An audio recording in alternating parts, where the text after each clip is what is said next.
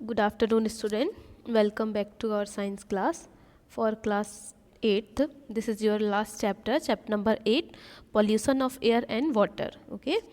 तो हम आज जो है इस चैप्टर में pollution of air and water के बारे में डिस्कस करेंगे, किस तरह से एयर जो है हमारा पॉल्यूट हो रहा है और वाटर किस तरह से पॉल्यूट हो रहा है और उनके पॉल्यूशन को हम किस तरह से प्रिवेंट कर सकते हैं. ठीक है, तो उनके डिफरेंट प्रिवेंशन मेथड के बारे में भी हम डिस्कस करेंगे और कौन कौन से ऐसे सब्सटेंस हैं या फिर पॉल्यूटेंट हैं जो कि आपके पॉल्यूशन में पार्टिसिपेटेड हैं, एयर पॉल्यूशन में और वाटर पॉल्यूशन में. ठीक है, तो चलो हम इसको डिस्कस करते हैं, इसको स्टार्ट करते हैं. ठीक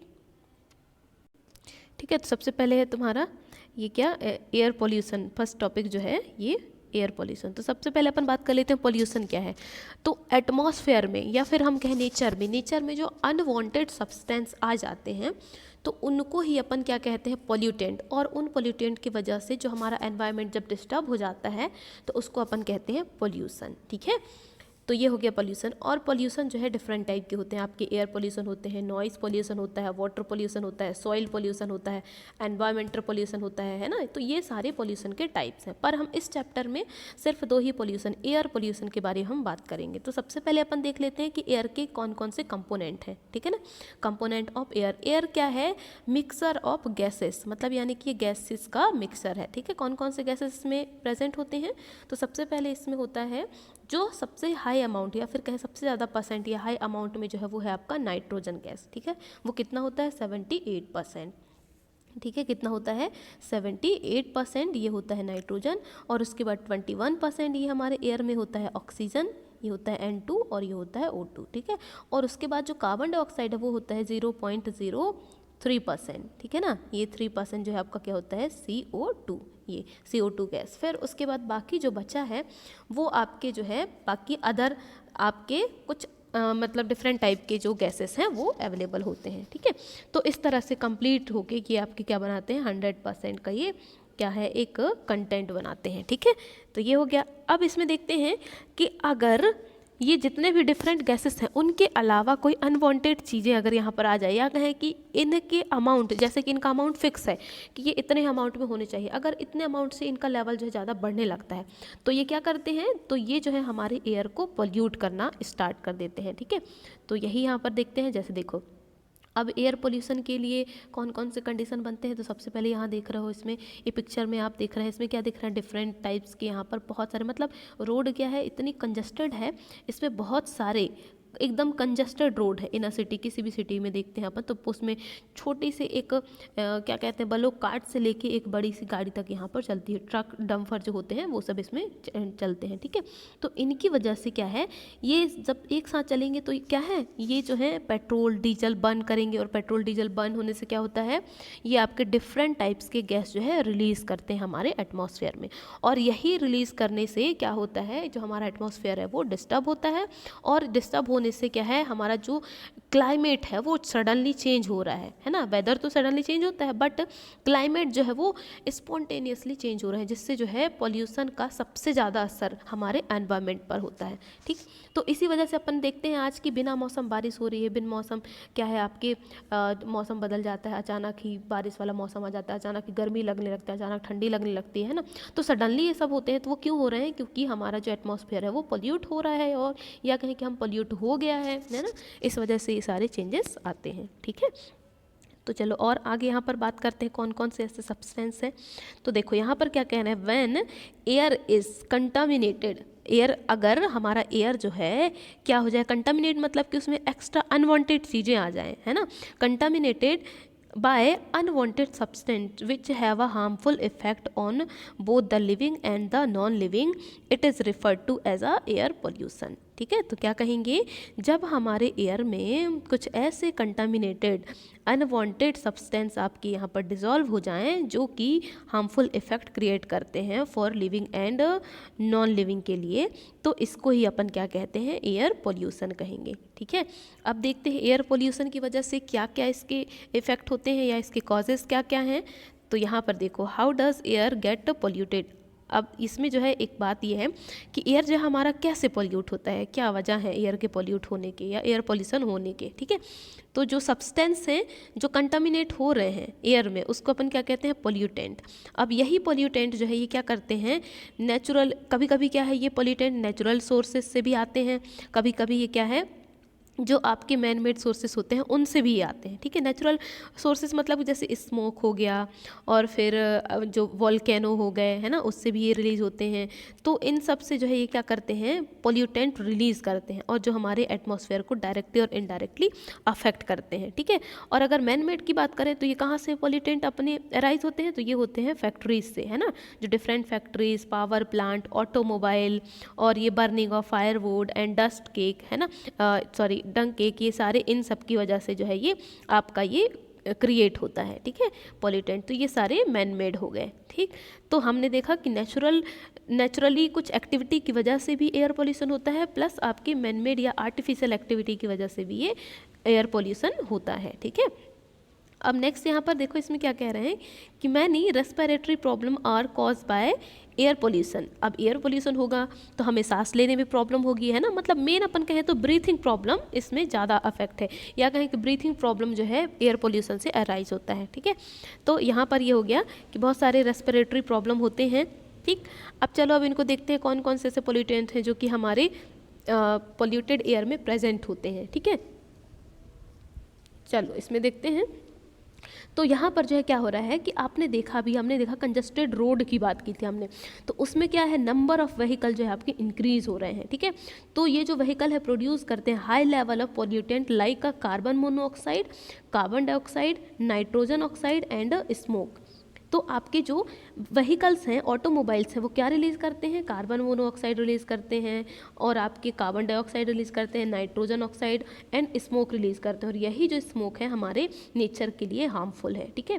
तो ये जो कार्बन डाइऑक्साइड है या कहें carbon monoxide is produced from, ये कार्बन मोनोऑक्साइड क्यों रिलीज़ होते हैं या क्यों प्रोड्यूस होते हैं, क्योंकि इनकम्प्लीट बर्निंग ऑफ फ्यूल, ये जो पेट्रोल है, डीजल है, जब इनकम्प्लीट बर्न होता है तब हमारा कार्बन मोनोऑक्साइड रिलीज होता है, ठीक है। एंड ये क्या है, it is a poisonous gas, ये आपका बहुत ही ज़्यादा पॉइजनस गैस है, हार्मफुल है। It reduce the oxygen carrying capacity of the blood, जो कि क्या रिड्यूस करता है हमारे बॉडी में ऑक्सीजन कैरिंग कैपेसिटी, मतलब ऑक्सीजन को बाइंड करने की कैपेसिटी को ये रिड्यूस कर देता है कार्बन मोनोऑक्साइड, ठीक है। तो ये हो गया कार्बन मोनोऑक्साइड के मेन, मतलब ये आपका मेन इफेक्ट हो गया कि हमारे बॉडी में किस तरह से इफेक्ट डालता है, ठीक है। अब नेक्स्ट अपन देखते हैं यहाँ पर कि जो स्मोग है वो किस तरह से, तो यहाँ देखो इसमें क्या कह रहे हैं कि बूझो remember seeing a thick fog like layer in the atmosphere specially during winter. अभी अपन हमने देखा कि 2-4 दिन पहले ये जो मौसम था, सुबह का जो मौसम है एकदम बिल्कुल कोहरा छाया हुआ है, धुंध बना हुआ है ना। तो ये सब क्या है, ये एक फॉग लाइक लेयर है ना, ये फॉग लाइक लेयर है हमारे एटमॉस्फेयर में। और ये कब होता है, जनरली ये विंटर के सीजन में होता है। तो ये क्या है, this is smog which is made up of smoke and fog. तो ये जो क्या है, ये स्मोग है जो कि किससे बना होता है, स्मोक, धुआं, और फिर जो फॉग होते हैं उससे ये बना होता है। स्मोक में कंटेंस क्या करता है, ये oxide of nitrogen which combine with other air pollutant and fog to form smoke. मतलब यहाँ ये कह रहे हैं कि जो स्मोक है वो क्या कंटेन करता है, नाइट्रोजन ऑक्साइड कंटेन करता है, जो कि नाइट्रोजन ऑक्साइड क्या करेगा, जब वो कंबाइन करेगा एयर पॉल्यूटेंट के साथ, तो एयर पॉल्यूटेंट जैसे कि फॉग उनके साथ कंबाइन करके ये क्या फॉर्म करता है, स्मोक फॉर्म करता है। और स्मोक क्या कॉज करता है, ब्रीथिंग डिफ़िकल्टीज जैसे कि अस्थमा, कफ, और उसके बाद वीजिंग इन चिल्ड्रन, ये सारी प्रॉब्लम जो है, मतलब अपन देखते हैं ना नॉर्मली बच्चों में जैसे अस्थमा की प्रॉब्लम होती है, कफ की प्रॉब्लम होती है, कफ, और जो उसमें ब्रीथिंग की प्रॉब्लम होती है, ये सारी प्रॉब्लम जो है नॉर्मली ये स्मोक की वजह से ये होते हैं, ठीक है। And many industries are also responsible for causing air pollution. बहुत सारे ऐसे इंडस्ट्री हैं जो कि एयर पॉल्यूशन के लिए क्या है, ये मेन रोल प्ले करते हैं, है ना। जैसे petroleum refineries are a major source of gases pollutants like sulphur dioxide और आपके नाइट्रोजन डाइऑक्साइड, है ना। Sulphur dioxide, nitrogen dioxide. Sulphur dioxide is a produced by combustion of fuel like a coal in power plant. अब जो आपका sulphur dioxide है वो कहाँ से प्रोड्यूस होता है, जो डिफरेंट पावर प्लांट्स हैं उनमें जब कोल का कंबंसन होता है, कोल को कंबन करके वो इलेक्ट्रिसिटी जनरेट करते हैं, तो वहाँ पर जो है सल्फर डाइऑक्साइड रिलीज होता है and it cause a respiratory problem, जैसे कि आपका परमानेंट लंग को ये डैमेज भी कर सकता है, ठीक है। And next other kind of pollutant are, और एयर में और कौन से पोल्यूटेंट होते हैं, तो ये होते हैं क्लोरोफ्लोरोकार्बन, ठीक है, which are use in refrigerator, जो कि यूज़ किया जाता है किसमें, रेफ्रिजरेटर्स में, एंड एयर कंडीशनर, किसमें, एयर कंडीशनर और एरोसॉल स्प्रे जो होते हैं वहाँ पर यूज़ करते हैं, ठीक है। तो ये है and CFCs damage the ozone layer of the atmosphere, और जो CFC है वो किसको डैमेज करता है, ओजोन लेयर को, हमारे एटमॉस्फेयर में जो ओजोन लेयर है ना उसको डैमेज करता है। अब ओजोन लेयर का काम क्या है, ये ओजोन लेयर है क्या, है ना, इसको अपन देखते हैं। तो ओजोन लेयर क्या है, ozone layer protect us from harmful ultra violet rays of the sun. ये क्या करता है, जो हार्मफुल अल्ट्रा वायलेट रेस होते हैं जो फ्रॉम द सन मिलते हैं उनसे ये हमें प्रोटेक्ट करता है, ठीक है। एंड ये क्या करते हैं, ये जो less harmful chemical are now being used in place of CFCs, मतलब यहाँ पर ये है कि यही जो CFC क्लोरोफ्लोरोकार्बन जो है ना ये हमारे ओजोन लेयर को अफेक्ट करता है, ठीक है। तो जब ये अफेक्ट हो जाएगा तो हमें जो है सन से मिलने वाली जो UV रेस होती हैं उससे हमें प्रोटेक्शन नहीं मिलेगा, है ना। तो ये सारी चीज़ों का हमें ध्यान रखना है। आप देखो क्या कह रहे हैं इसमें, in addition to the above mention gases automobiles which burn diesel petrol also produce tiny particles which remain suspended in air for long period, they reduce, क्या reduce करते हैं ये visibility, and when inhale they cause disease. Such particles are also produced during industrial process like a steel making and mining. Power plant give out tiny S particles which also pollute the atmosphere. ये सारे जो हैं atmosphere को pollute करते हैं ये, ठीक है। और ये सब क्या है, ये इंडस्ट्रियल प्रोडक्ट हैं ये, ठीक है। अब यहाँ देखो केस स्टडी द ताजमहल, मतलब यहाँ पर ये मेन ताजमहल को यहाँ फोकस इसलिए किया गया है क्योंकि एयर पोल्यूशन की वजह से जो ताजमहल का जो कलर है वो डल हो रहा है ना। तो इसमें बता रहे हैं ये किस वजह से हो रहा है, कौन सा ऐसा पॉल्यूटेंट है जो मेन इस पर अफेक्ट डाल रहा है, ठीक है। तो देखते हैं इसमें क्या है, ओवर द पास्ट 2 डिकेड, मतलब यहाँ पर 2 दशक से यहाँ क्या देखने को मिल रहा है, over the past 2 decades India's most famous tourist attraction, मतलब इंडिया का मोस्ट फेमस टूरिस्ट अट्रैक्शन है Taj Mahal, located in Agra, has become a matter of concern. Expert have warn that pollutant in air are discolour its white marble, यानी कि जो pollutant है वो इसके white marble को डिसकलर करते हैं। So it is not only living organism that get affected by polluted air but non living thing like a building, mountain and statue also get affected. मतलब यहाँ पर ये है कि एयर पोल्यूशन से केवल लिविंग थिंग ही अफेक्ट नहीं होते बल्कि नॉन लिविंग थिंग भी अफेक्ट होते हैं, जैसे कि हमारा ताजमहल, ठीक है। देन नेक्स्ट है the industries located in and around Agra like a rubber processing, automobile chemicals and specially the Mathura oil refinery have been responsible for producing pollutant like sulphur dioxide and nitrogen dioxide. These gases react with the water vapour present in the atmosphere to form sulfuric acid and nitric acid. This acid drops down with rain making the rain acidic. मतलब यहाँ ये कह रहे हैं कि जो आगरा जो है वहाँ पर क्या है, ताजमहल है, तो आगरा में बहुत सारे ऐसे रबर प्रोसेसिंग फैक्ट्रीज लगे हुए हैं, है ना, ऑटोमोबाइल केमिकल्स वहाँ पर बनते हैं और बहुत सारे ऐसे ऑयल रिफाइनरी इंडस्ट्रीज़ हैं, तो उनसे जो है आपका क्या है, सल्फ़र डाइऑक्साइड और नाइट्रोजन डाइऑक्साइड गैस रिलीज़ होती है, ठीक है। और ये दोनों गैस क्या करते हैं, एटमॉस्फेरिक जो वाटर वेपर है उससे ये कंबाइन करके ये क्या बनाते हैं, सल्फ्यूरिक एसिड और नाइट्रिक एसिड बनाते हैं।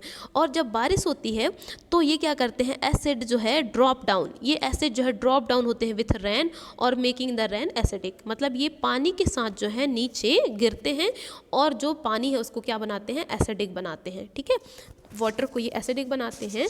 तो ये जो वर्षा या फिर ये जो रेनी होती है उसको क्या कहते हैं, this is called acid rain, है ना। तो इसको क्या कह रहे हैं हम, एसिड रेन कह रहे हैं, ठीक है। Acid rain corrodes the marble of monument, मतलब जो एसिड रेन है ये क्या कर रहा है, इसको कोरोड कर रहा है, यानी कि उसको जो है उसका डिसकलर कर रहा है उसको, किसको, जो मॉन्यूमेंट जो ताजमहल बना हुआ है। This phenomena is also called marble cancer. ये जो एक प्रोसेस है इसको हम क्या कह रहे हैं, मार्बल कैंसर कह रहे हैं, ठीक है। Suspended suspended particulate matter such as the soot particles emitted by Mathura oil refinery has contributed toward the yellowish of the marble, and the Supreme Court has taken several steps to save the Taj Mahal. मतलब यहाँ पर यही कह रहे हैं कि ये जो सस्पेंडेड पार्टिकल्स हैं ये सब जो है मार्बल के वाइटिस कलर को कैसा कर रहे हैं, येलोइश कलर में चेंज कर रहे हैं। तो ये मेनली चेंज क्यों हो रहा है, क्योंकि उसके आसपास जो रबर फैक्ट्री, जो ऑयल रिफाइनरी फैक्ट्रीज जो लगे हुए हैं उनसे सल्फर डाइऑक्साइड और आपका नाइट्रोजन डाइऑक्साइड गैस रिलीज होती है, जो कि जब वाटर वेपर से कंबाइन करते हैं और कंबाइन करके क्या है वो एसिड जो है ड्रॉप डाउन होते हैं विथ वाटर या फिर विथ रेन के साथ ही ड्रॉप डाउन होते हैं। तो वो जो बारिश होती है उसको क्या कहते हैं अपन, एसिड रेन।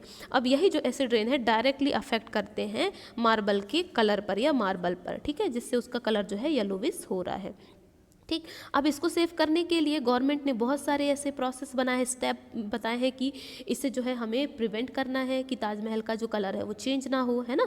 तो यहाँ पर क्या कह रहे हैं कि इसमें गवर्नमेंट के कुछ कुछ ऐसे नॉर्म्स बने हैं, जैसे यहाँ पर क्या कह रहे हैं, switch industry to switch the cleaner fuel like a CNG, LPG, and moreover the automobile should switch over to unleaded petrol in the Taj zone. मतलब ये कह रहे हैं कि गवर्नमेंट सुप्रीम कोर्ट के से एक ऑर्डर आया है कि वहाँ पर जो आसपास के लोग हैं या फिर जो इंडस्ट्री है वहाँ पर CNG का यूज़ किया जाए, LPG का यूज़ किया जाए, और जितने भी ऑटोमोबाइल्स हैं उनको जो है उनके आसपास स्विच ऑफ करके रखा जाए, जिससे ज़्यादा से ज़्यादा अमाउंट में सल्फर डाइऑक्साइड गैस रिलीज़ ना हो, है ना, जिससे ताजमहल पर कोई अफेक्ट ना पड़े, ठीक है। तो ये हो गया ये ताजमहल के बारे में, ठीक। अब यहाँ पर देखो ग्रीन हाउस इफेक्ट क्या है ये। अब ये तो हमने बात कर ली ताजमहल किस वजह से आपका इसका कलर चेंज हो रहा है, तो एसिड रेन के पोल्यूशन की वजह से, ठीक है। एसिड रेन का मेन असर इस पर हो रहा है, इस वजह से जो ताजमहल का जो कलर है वो चेंज हो रहा है, ठीक। अब अपन देखते हैं ग्रीन हाउस अफेक्ट क्या है, ठीक है। तो ग्रीन हाउस अफेक्ट मेनली यहाँ पर क्या है, you know that the sun rays warm the earth surface. हम सभी जानते हैं कि जो सन रेज हैं वो वार्म करते हैं, मतलब उसको गर्म करते हैं, किसको, हमारे अर्थ सरफेस को। A part of radiation that falls on the earth is absorb by it. मतलब ये जो है हमारे अर्थ सरफेस को वार्म करते हैं, and part is reflected by into space. और जो पार्ट एब्जॉर्ब होता है अर्थ में वो हमारे अर्थ को वार्म करता है, और जो पार्ट रिफ्लेक्ट हो जाता है वो स्पेस में चला जाता है ना। A part of reflected radiation is trapped by the atmosphere. अब जो रिफ्लेक्टेड रेडिएशन है वो क्या करते हैं, वो एटमॉस्फेयर की हेल्प से ट्रैप कर लिए जाते हैं, and the trapped radiation further warm the अर्थ। और जो ट्रैप किया गया है वो फर्दर जो है अर्थ को वार्म करता है। If you have seen a green house in a nursery और elsewhere, recall that sun's heat is allowed to get in but it not allowed to go out. मतलब हमने ग्रीन हाउस बहुत सारे ऐसे देखे होंगे, नर्सरी जो बनाए हुए होंगे, है ना, मतलब वो नर्सरी बने होंगे, आप देखे होंगे ग्रीन हाउस, जो ग्रीन नेट लगा हुआ रहता है उसकी बात कर रहे हैं वहाँ पर। तो उस नेट में, उसी बेसिस पर इस नेट को बनाया गया है कि यहाँ पर क्या होता है, जो सनलाइट है इन साइड तो एंटर करती हैं पर आउटसाइड जो है वो बाहर रिफ्लेक्ट नहीं हो पाती हैं, ठीक है। देन जो ट्रैप्ड हीट है, तो वो जो हीट है वहाँ पर ट्रैप हो जाएगी, तो ट्रैप्ड हीट क्या करता है, वार्म द ग्रीन हाउस। ये जो ट्रैप्ड हीट है वो ग्रीन हाउस को वार्म करता है, and the trapping of radiation by the earth's atmosphere is similar. तो ये जो ट्रैपिंग रेडिएशन है ना, अर्थ और जो ग्रीन हाउस है उसमें दोनों में जो है सिमिलर प्रोसेस है, ठीक है। This is why it is called the green house effect. इस वजह से इसको क्या कहते हैं, ग्रीन हाउस इफेक्ट कहते हैं, ठीक है। Without this process life would not have been possible on the earth. मतलब इस प्रोसेस के बिना लाइफ जो है बिल्कुल पॉसिबल नहीं है, but now it threaten life. मतलब लेकिन अभी अभी जो है ये हमारे लाइफ को क्या है, नुकसान पहुंचा रहा है। कैसे, excess of CO2 in the air is one of the gases responsible for this effect. मतलब यहाँ पर ये कह रहे हैं कि अगर एक्सेस अमाउंट में CO2 का लेवल बढ़ने लग जाए तो ये क्या करता है, ये हमारे लाइफ को जो है ये अफेक्ट करने लगता है, लाइफ में प्रॉब्लम्स क्रिएट करने लगते हैं, ठीक है। तो यहाँ क्या कह रहे हैं, CO2 is one of the component of air. मतलब हम जानते हैं ना कि CO2 हमारे एयर का कंपोनेंट है, बट ये किस तरह से अफेक्ट करता है, तो यहाँ क्या है, excess of CO2 in the air it act as a pollutant. अगर हम CO2 का लेवल बढ़ा दें तो ये एक पॉल्यूटेंट की तरह वर्क करने लगेगा, ठीक है। तो यहाँ क्या कह रहे हैं, दूसरी तरफ अगर हम देखें कि CO2 is continuously being released released cause of a human activity. मतलब ये जो है CO2 जनरली वो रिलीज हो रहा है, तो कहाँ से रिलीज हो रहा है, तो जो ह्यूमन एक्टिविटी होती है, मतलब जैसे अपन रेस्पिरेशन करते हैं तो रेस्पिरेशन से क्या है, हमारा CO2 रिलीज होता है ना। और दूसरी तरफ अगर हम देखें तो area under forest is decreasing, और दूसरी तरफ देखें तो जो आसपास हमारा फॉरेस्ट है वो भी कम हो रहा है, मतलब लोग ज़्यादा हो रहे हैं तो ज़्यादा रेस्पिरेशन कर रहे हैं और ज़्यादा अमाउंट में CO2 रिलीज़ करेंगे। पर दूसरी तरफ देखें तो जो प्लांट हैं, जो हमारे फॉरेस्ट रीजन है वो कम हो रहे हैं, डिक्रीज़ हो रहे हैं। तो प्लांट क्या करते हैं, यूटिलाइज करते हैं। अब प्लांट और ह्यूमन का इसमें क्या रिलेशन है, देखो इसमें रिलेशन की हम बात करते हैं तो प्लांट क्या करते हैं, यूटिलाइज करते हैं CO2 को from the atmosphere for photosynthesis. CO2 को क्या करते हैं प्लांट, उसको यूज़ करते हैं और वो फोटोसिंथेसिस में काम करते हैं, ठीक है। And there by decreasing the amount of CO2 in the air, और इस तरह से वो क्या करते हैं, CO2 को डिक्रीज कर देते हैं। But deforestation leads to an increase in the amount of CO2 in the air because the number of trees which consume CO2 is reduced। मतलब यहाँ क्या कह रहे हैं कि डिफॉरेस्टेशन जब हो गए हैं तो डिफॉरेस्टेशन से क्या हो रहा है, पेड़ों की कटाई। डिफॉरेस्टेशन मीन्स है पेड़ों को कट करना, ठीक है। अब पेड़ पौधे कम हो रहे हैं तो जैसे ही पेड़ पौधे कम होंगे तो CO2 ज़्यादा होगा, है ना। तो CO2 ज़्यादा होगा तो जो CO2 को रिड्यूस करने वाले जो ट्री हैं वो आपके कम हो गए, तो CO2 लेवल बढ़ गया। And human activity does contribute to the accumulation of CO2 in the atmosphere. और जो ह्यूमन की एक्टिविटी है वो क्या करती है, वो CO2 के लेवल को एटमॉस्फेयर में बढ़ाती है, ठीक है।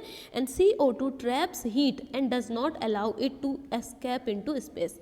अब जो ये CO2 है ये क्या करता है, जो हीट है उसको ये ट्रैप कर लेता है, उसको कैप्चर कर लेता है और इसको जो है स्पेस में एलिमिनेट होने नहीं देता है ना। तो एज अ रिजल्ट इससे क्या होगा, the average temperature of the earth's atmosphere is gradually increase. अब इस वजह से जो एवरेज टेम्परेचर है हमारे अर्थ का वो ग्रेजुअली क्या होगा, इंक्रीज होगा, है ना। तो ये जब ये इंक्रीज होने लगेगा, मतलब कैसे हो रहा है कि हम पेड़ों की कटाई कर रहे हैं, पेड़ कम हो रहे हैं और ह्यूमन एक्टिविटी बढ़ रहे हैं, जैसे CO2 का लेवल बढ़ रहा है। अब CO2 का लेवल बढ़ेगा तो CO2 के लेवल बढ़ने से क्या है, जो एटमॉस्फेरिक हीट है उसको ट्रैप करने वाला क्या है, CO2 ज़्यादा है तो उसको कंज्यूम कर लेगा और उस हीट को जो है स्पेस में वो रिफ्लेक्ट नहीं होने देगा, जिससे क्या है हमारा जो एटमॉस्फेयर है वो ज़्यादा गर्म होना स्टार्ट हो जाएगा, है ना। मतलब वो बहुत ही ज़्यादा ग्रेजुअली जो है वो उसकी हीटिंग प्रोसेस इंक्रीज हो जाएगी। तो ये जो प्रोसेस है इसको क्या कहते हैं, जिसमें एटमॉस्फेयर में हीट या फिर टेम्परेचर का लेवल जो है वो इंक्रीज होने लगता है, तो इस प्रोसेस को अपन कहते हैं ग्लोबल वार्मिंग, ठीक है। क्या कहते हैं, इसको कहते हैं ग्लोबल वार्मिंग, ठीक। And other gases like a methane, nitrous oxide and water vapour also contribute. ये किस में कंट्रीब्यूट करते हैं, ये आपके जो है कंट्रीब्यूट करते हैं टूवर्ड्स द दिस इफेक्ट। मतलब बहुत सारे ऐसे वाटर वेपर और बहुत से टेम्परेचर हैं हमारे जो कि ये कंट्रीब्यूट करते हैं एटमॉस्फेरिक गैसेस को इंक्रीज करने में और यहाँ के टेम्परेचर को बढ़ाने में, ठीक है। So like CO2 they are also called green house gases. और ये जो जितने भी हमारे गैसेस हैं या फिर CO2, इन सबको मिलाकर अपन क्या कहते हैं, ग्रीन हाउस गैसेस कह रहे हैं। क्यों, क्योंकि मेनली जो CO2 है वो आपका क्या करता है, एटमॉस्फेरिक टेम्परेचर को इंक्रीज कर रहा है, ठीक है। तो global warming has become a major concern of for government worldwide. Many countries have reached an agreement to reduce the emission of greenhouse gases. The Kyoto Protocol is one such agreement। मतलब यहाँ पर क्या है, जो global warming है वो बहुत ही ज़्यादा मेजर यहाँ पर प्रॉब्लम बन गया है अभी की अगर हम बात करें तो पूरे वर्ल्ड में, ठीक है। तो इसको रिड्यूस करने के लिए बहुत से ऐसे कंट्री ने एग्रीमेंट बनाए हैं। तो इन एग्रीमेंट में से एक एग्रीमेंट है कोयोटो प्रोटोकॉल का एग्रीमेंट, ठीक है।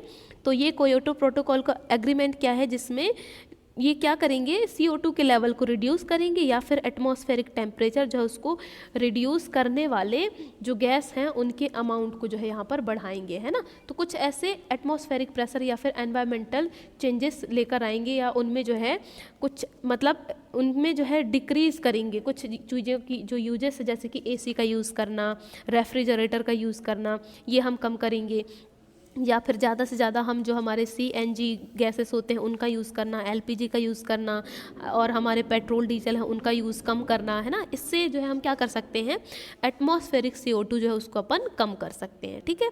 जिससे जो है हमारा ग्रीन हाउस इफेक्ट या ग्रीन हाउस गैसेस उनका जो है लेवल वो ना बढ़े और ग्रीन हाउस इफेक्ट कम हो और हमारा जो ग्लोबल वार्मिंग की कंडीशन थोड़ी रिड्यूस हो, ठीक है।